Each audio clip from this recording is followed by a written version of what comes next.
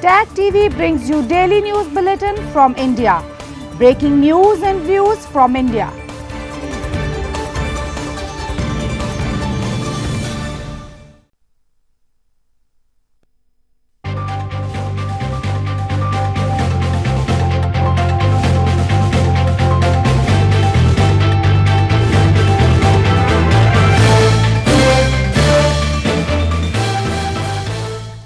Good evening. Welcome to South Asia Newsline. I'm Lipakshi Khurana. Here are the top stories we're tracking for you on Tuesday, the 25th of June. Hizbul behind narco smuggling in India's Jammu and Kashmir, says top cop. Taliban threatens media in Afghanistan.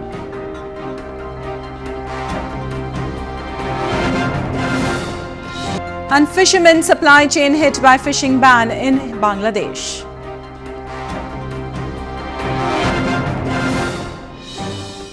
And now for all the details. India has long blamed Pakistan-based terror groups of spreading unrest with their activities in India's Jammu and Kashmir.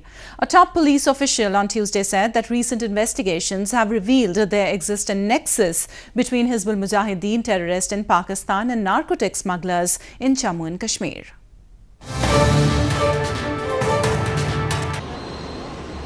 A senior police official on Tuesday said that the interrogation of two persons arrested for possessing heroin has revealed a nexus between Hizbul Mujahideen terrorists in Pakistan and narcotics smugglers in India's Jammu and Kashmir. The two persons were arrested last month with 260 grams of heroin and rupees 12.6 lakh in cash were seized from their possession. में अभी तो कोई जो interrogation हुआ है उसके बाद तो कोई शक की गुंजाइश रहती नहीं है कि हिजबुल मुजाहिदीन के जो कार्डर्स जो टेररिस्ट्स यहाँ के पार सेटल्ड हैं उन लोगों को डायरेक्ट किया जा रहा है कि यहाँ पर नारकोटिक स्मगलिंग को बढ़ावा देना है और उन लोगों ने यहाँ पर अपने OGWs को टास्क किया हुआ है स्मगलिंग रैकेट्स एस्टैब्लिश करने के लिए, इसमें कोई शक नहीं है. India has long blamed Pakistan-based terror groups of spreading unrest in Kashmir Valley with their activities. It blames the terrorist organizations in a latest move have started pushing narcotics and drug money into border areas of Jammu and Kashmir and Punjab provinces. Moving on, Pakistan's Finance Ministry in a statement said that the government of Pakistan reiterates its commitment to take all necessary measures to ensure completion of the action plan in a timely manner. This comes after global watchdog Financial Action Task Force expressed concern that Pakistan had failed to complete the action plan deadlines. Pakistan's Finance Ministry in a statement said that the government of Pakistan reiterates its commitment to take all necessary measures to ensure completion of the action plan in a timely manner. This comes after global watchdog Financial Action Task Force or FATF said that it was concerned that Pakistan had failed to complete the action plan deadlines first in January and then in May.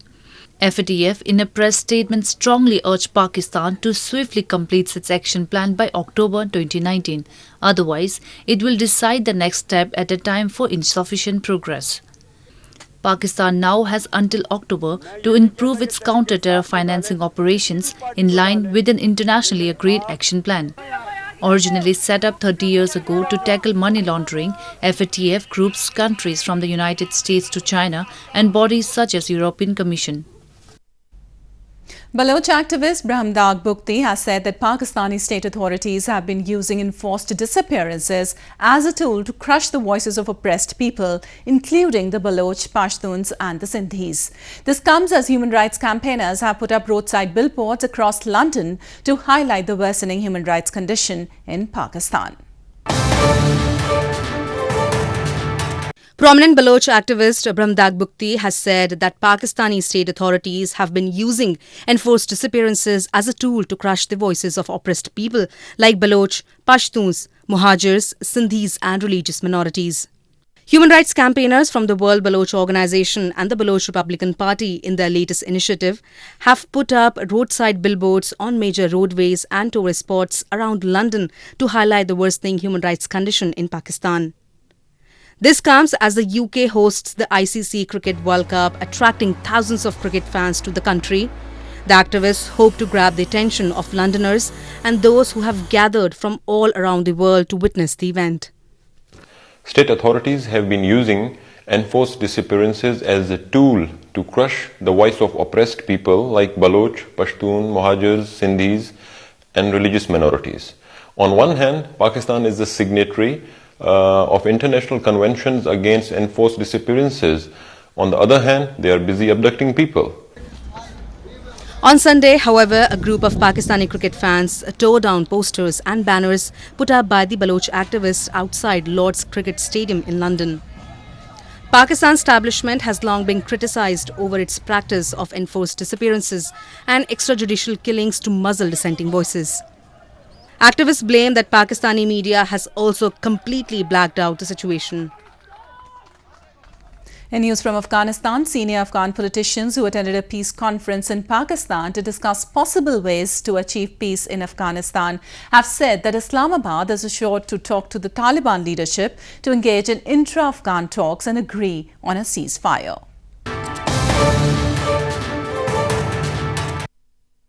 Senior Afghan politicians have said that Pakistan has assured to talk to the Taliban leadership to engage in intra-Afghan talks and agree on a ceasefire. The politicians had attended a two-day peace conference titled Lahore Process in the Pakistani city of Murree over the weekend to discuss possible ways to achieve peace in Afghanistan. Pakistan's Prime Minister Imran Khan reportedly also confirmed that Islamabad's previous policy towards Kabul was wrong, and the country has now brought significant shift on its approach towards its neighboring country. شما در نیت اراده ما شک تردید نداشته باشین دیگه ما برای آوردن ثبات برای آوردن صلح و حرف صحبت کردن با طالبا با رهبری طالبا ما تلاش می‌ورزیم تا طالبا را متقاعد بسازیم و طالبا را مجبور به این بسازیم که بعد اونا به گفتگوهای بین الافغانی و مذاکرات و رسیدن به یک صلح تن بته. امید به این که پاکستان خواستار گشوده شدن یک صفحه جدید در روابط افغانستان و پاکستان است و همچنین کمک به ایجاد اجماع داخلی و منطقه‌ای و نگرانی به این که ممکن است بار دیگر سیاست تداوم در دکترین سیاست خارجی پاکستان مورد توجه قرار بگیرد. Senior Afghan politicians including Hizb Islami leader Gulbuddin Hekmatyar, former Balkh Governor Ata Mohammad Noor, Second Deputy Chief Executive Mohammad Mohaqiq and Presidential Candidate Abdul Latif Pedram attended the Afghan Peace Conference in Pakistan. Modern news from Afghanistan. Taliban has once again threatened the Afghan media. The group has asked TV channels, radio stations and media outlets to avoid airing and publishing anti-Taliban advertisements.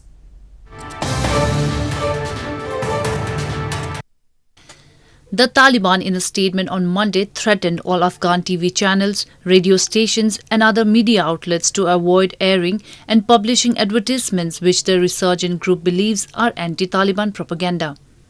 The group warned to target all those people associated with those media outlets who continue to broadcast anti-Taliban commercials and has given a week's deadline to the media outlets to stop these advertisements.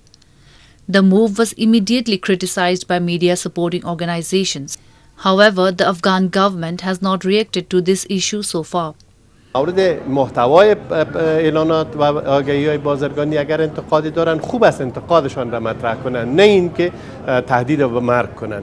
یک بار دیگه تاکید میکنم رسانه‌های غیر دولتی افغانستان رسانه‌های آزاد خصوصی و بی‌طرف هستند. This is the second time the Taliban is threatening Afghan media. It had earlier threatened few media outlets over their reports on the fall of the city of Kunduz back in 2016. The group had also carried out suicide bombing attack on a bus carrying employees of a popular private broadcaster, killing 7 journalists in 2016. In news from Bangladesh, a month after an enforced fishing ban, fishermen and the whole supply chain across Bangladesh has expressed their concerns. The country for the first time has imposed a 65-day fishing ban to help boost marine fish stock and to tackle overfishing in the Bay of Bengal. A ban on fishing from the sea in Bangladesh is impacting not only the vulnerable fishermen but also the whole supply chain, from traders to boat owners to fish factories and their workers across the country.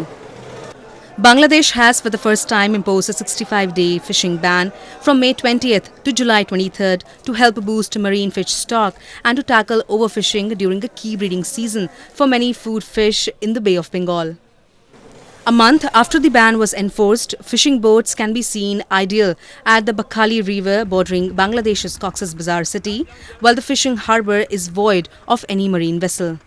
আমার boat এগুলো কিন্তু এখন তো মানে অবর্তর কারণে মানে মাছ ধরতে পারছি না তো এখন মানে অনেক লসের মধ্যে আছি আমি তো এই মানুষের শ্রমিকের বেতন দিতে পারছি না তাইলে এখন সবাই শ্রমিকগুলো মানে বসে আছে এখন টাকা পয়সার অভাবে আমি ব্যবসাগুলো মানে এখন কষ্টের মধ্যে আছে সততা নিয়ে আমরা আপাতত 2 মাসের অধিক সময় সাগরে যাচ্ছি না যার কারণে আমরা নতুন শুটকি উৎপাদন করতে পারতেছি না নতুন মাছ আমরা বাজারজাতকরণ করতে পারতেছি না পুরাতন যেগুলো আমরা গোদামজাত করেছিলাম সে আপাতত সেই মাছগুলো আমরা এখন ছেড়ে দিচ্ছি আগামী 2 মাস পরে আমরা আবার নতুন জাত মাছ আমরা শুটকি উৎপাদন করে আবার সারা দেশে আমরা রপ্তানি করব ইনশাআল্লাহ Bangladesh's coastal districts are home to about 20 million people, the majority of whom are directly or indirectly dependent on the fishing industry. Devotees gathered at a temple in India's western Pune city to take part in a pilgrimage in honour of Hindu saints on Monday. The pilgrimage is dedicated to Hindu deity Vithoba.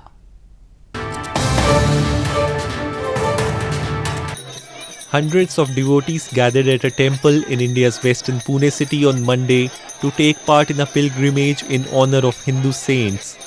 Devotees danced to drum beats and played cymbals as they carried the Charan Paduka or sandals of Hindu poet and saint Tukaram from Sant Tukaram Maharaj Gatha temple to their destination in pilgrimage town of Pandharpur. Pandharpur Wadi is an annual pilgrimage to Pandharpur during which devotees cover a distance of several miles on foot to reach Vithoba temple, dedicated to Hindu deity Vithoba. Tukaram महाराज जी का पालकी का महत्व ऐसा है कि तुकाराम महाराज स्वयं भी पंढरपुर की वारी करते थे इनके बाद उनके चिरंजीव नारायण महाराज ने ये पालकी सोहला चालू किया है इसलिए वो वारी हर साल जाती है हमारी परंपरा है हमारे पिताजी से हम ये वारी चालू रखा है पिताजी ने भी 40 साल की वारी किया है उसके बाद में भी 30 साल हो गए और मुझे भी इसकी सब आवड़ है It is believed that Saint Tukaram and Nyaneshwar started the tradition of walking and reaching Pandharpur to offer prayers to Vithoba.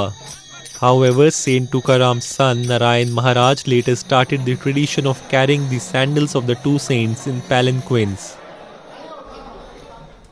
A festival celebrating the Indus River as a symbol of communal harmony began in India's northern Jammu and Kashmir province on Monday. The occasion was marked by many cultural performances and attended by people from across the country. A festival celebrating the Indus River as a symbol of communal harmony began in Leh city of India's northern Jammu and Kashmir province on Monday. People from across the country were seen enjoying cultural dance performances as they came together to mark the occasion. The festival is aimed at connecting people of different religions and belief at a common place.